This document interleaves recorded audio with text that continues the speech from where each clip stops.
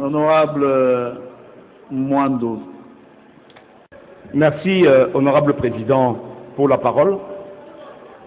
Merci à l'honorable Munobo aussi pour sa question. Honorable président, il y a un élément que les gens n'ont pas assez souligné ici. Qu'on ne nous parle pas de sécurité parce que tout le monde sait que c'est faux. Dans la mesure que plusieurs pays au monde, l'honorable Bababa l'a souligné, notamment des grands pays développés tels que la France, continuent encore à utiliser jusqu'aujourd'hui le passeport semi-biométrique. Qu'on ne nous parle pas de l'OACI, parce qu'il est clair, et le ministre le sait mieux que moi, que l'OACI n'a jamais exigé autre chose qu'un passeport lisible à la machine, et le passeport semi-biométrique actuel est lisible à la machine. Il s'agit donc de fausses raisons. La vraie raison ici, c'est la raison des affaires. Ce sont les affairistes qui ont décidé de mettre fin à la jouissance paisible du passeport par le pauvre citoyen congolais. Honorable Président, nous avons le passeport le plus cher du monde.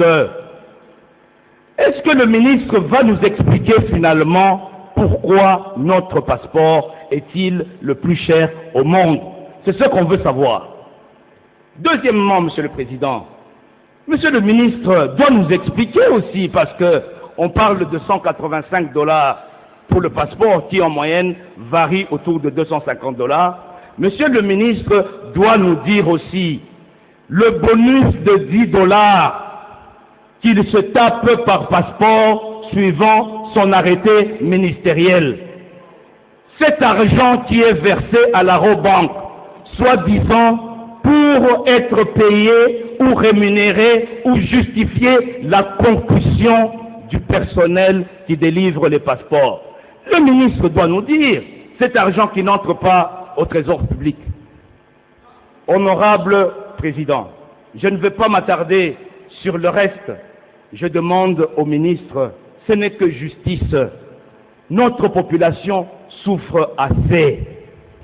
Mais, Monsieur le ministre, pouvez-vous accepter d'acheter un véhicule avec une garantie de 5 ans, qu'au bout de 2 ans, le fabricant de ce véhicule vienne vous dire qu'il y a un défaut de fabrication dans ce véhicule, qui vous demande tout simplement de lui rendre le véhicule, et en contrepartie, il vous dit de payer un autre véhicule.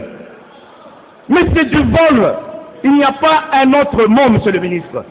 Donc, en conclusion, Monsieur le ministre, il n'y a pas photo.